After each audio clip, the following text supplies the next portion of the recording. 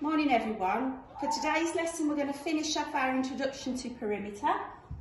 So you were given some shapes and you had to find the perimeter of these shapes on a grid, and you did this by counting up the squares all the way around the edge.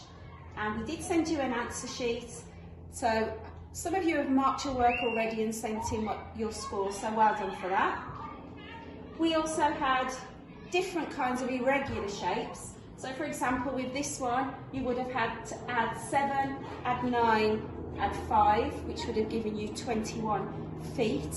Remember to use whichever unit is included.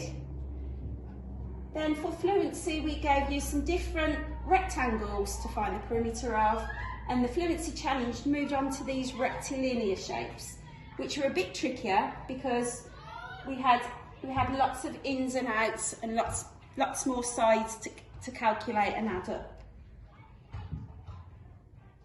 We also sent you the answers to these, and remember you only need to add at this point because you are being given all the lengths. You aren't having to calculate any missing lengths yet. So for this one, for example, you would have had to add 5, add 6, add 1, add 2, add 4, add 8. And I know in my class we used to do this by putting a little line through each length so we knew that we'd added it up. So to finish our flow, we have the thinking, explaining and solving stickers. First, can you show me a rectangle with a perimeter of 12 centimetres? So think about the properties of a rectangle. You need 2 longer lengths and 2 shorter lengths. How are you going to divide up that 12 centimetres so it fits? Then for explaining, can you explain to Spartacus how you would find the perimeter of this shape? It's rectilinear, it's not a regular shape, so you've got to be able to explain how you would add all of those lengths up to get the answer. Remember, this is an explaining answer, so it's going to be in words, but you might need to put some examples.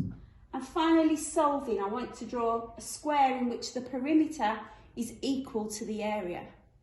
So some of you might have to use your previous knowledge about area for this one. So the perimeter around the outside has got to come to the same amount as the area in the middle. You might need to have a bit of a practice with a few different squares for this one.